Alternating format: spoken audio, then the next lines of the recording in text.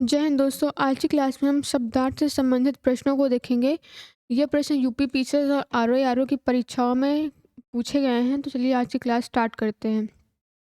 पहले प्रश्न पूछा गया, अंधेर नगरी का अर्थ है राज्य विहीन स्थान, अन्याय की जगह, जहाँ अंधेरा हो, सुनसान जगह। तो अंधेर नगरी का अर्थ होता है अन्याय की जगह। तो ऑप्शन बी हमारा सही ऑप्शन होगा। अगर आप इस क्लास की पीडीएफ चाहते हैं तो आप हमारे टेलीग्राम चैनल को ज्वाइन कर सकते हैं। वहाँ पर आपको पीडीएफ सारी फ्री मिलेंगी। चलिए अगला प्रश्न देखते हैं।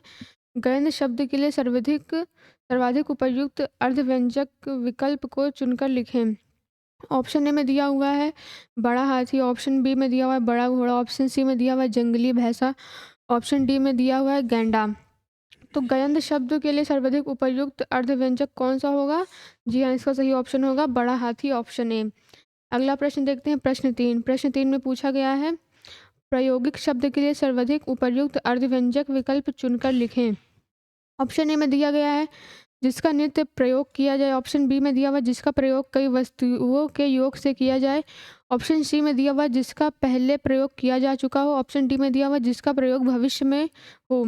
तो इसमें ऑप्शन ए जिसका नित्य प्रयोग किया जाए सही ऑप्शन होगा। अगला प्रश्न देखते हैं। मूढ़ चेता शब्द के लिए सर्वाधिक उपयुक्त अर्धव्यंजक विकल्प चुनकर लिखें। ऑप्शन ए में दिया हुआ है दूसरों को मूर्ख बनाने वाला, ऑप्शन बी में दिया हुआ है मूर्ख जो बाद में चतुर बन गया हो, ऑप्शन सी में दिया हुआ है आलसी, ऑप्शन डी में दिया हुआ है मूर्ख। तो मूढ़ चेता का अर्थ होता है मूर्ख। तो ऑप्शन डी हमारा सही ऑप्शन होगा।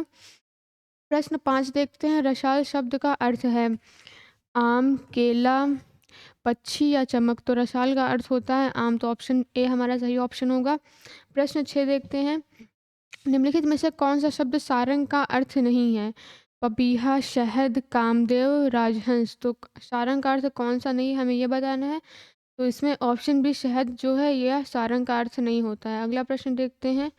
ऋत का अर्थ है, ऋत का अर्थ हमें बताना है सत्य, इत्र, रूप या कृत। तो ऋत का अर्थ होता है सत्य।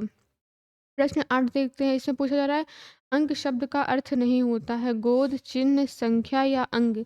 तो अंक का अर्थ कौन सा नहीं होता है? तो जी हाँ, अंग शब्द जो है यह अंक का शब्द नहीं होता है, सॉरी अंक का अर्थ नहीं होता है। अगला प्रश्न देखते हैं।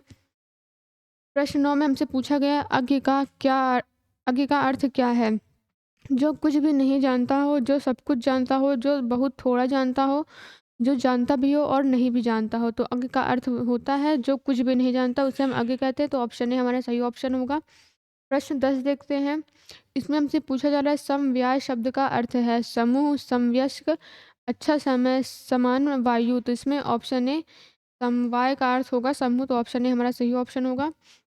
परिपात शब्द का अर्थ है, परिपात का अर्थ हमें बताना है। ऑप्शन में दिया हुआ है जलन, ऑप्शन बी में दिया हुआ है ज्वाला, ऑप्शन सी में दिया हुआ है प्रणाम, ऑप्शन डी में दिया हुआ है संताप। तो परिपात का अर्थ होता है संताप, इसलिए ऑप्शन डी हमारा सही होगा। प्रश्न 12 देखते हैं। निम्नलिखित में से कौन सा शब्द गो का अर्थ नहीं है? ऑप्शन ए में दिया हुआ है गाय, ऑप्शन बी में दिया हुआ है नदी, ऑप्शन सी में दिया हुआ है इंद्रिय, ऑप्शन डी में दिया हुआ है गज। तो गो का अर्थ जो नहीं है हमें वो बताना है। तो जो गज शब्द है यह गो का अर्थ नहीं होता है। प्रश्न 13 देखते हैं। निम्नलिखित में से एक का अर्थ तेल भी है प्रणय, प्रीति, स्नेह, अनुराग। तो इसमें ऑप्शन सी स्नेह हमारा सही ऑप्शन होगा। अगला प्रश्न देखते हैं। निम्नलिखित में से कौन सा शब्द अर्थ लहर नहीं है? तरंग, दुकूल, हिलोर या विची। तो इसमें ऑप्शन सी दुकूल हमारा सही ऑप्शन होगा। प्रश्न 15 देखते हैं। इसमें पूछा गया है निम्नलिखित में से कौन सा शब्द पानी का भी अर्थ देता है? ऑप्शन ए में दिया हुआ है जंगल, ऑप्शन बी में दिया हुआ है वन, ऑप्शन सी में दिया हुआ है अरण्य, ऑप्शन डी में दिया हुआ है कानन। तो इसमें ऑप्शन सी वन हमारा सही ऑप्शन होगा। अगला प्रश्न देखते हैं।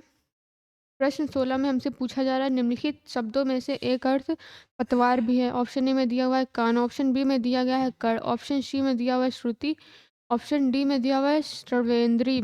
तो इसमें ऑप्शन बी हमारा सही ऑप्शन होगा। पतवार का अर्थ होता है कड़, कड़ भी होता है। अगला प्रश्न देखते हैं। फूल समान अर्थ वाले शब्द लिखिए। पुष्प, धूल, भाजी या फल। फूल समान अर्थ वाला शब्द कौन सा होगा? तो पुष्प। अगला प्रश्न देखते हैं। प्रश्न 18 अज का अर्थ नहीं है जिसका जन्म ना हो, दशरथ के पिता, मोती, ब्रह्मा, विष्णु, शिव। तो अज का अर्थ कौन सा नहीं है? तो जो मोती शब्द है यह अज का अर्थ नहीं होता, तो ऑप्शन सी हमारा सही ऑप्शन होगा। आज की क्लास में इतना ही, बाकी क्वेश्चंस हम नेक्स्ट वीडियो में डिस्कस करेंगे। Thanks for watching.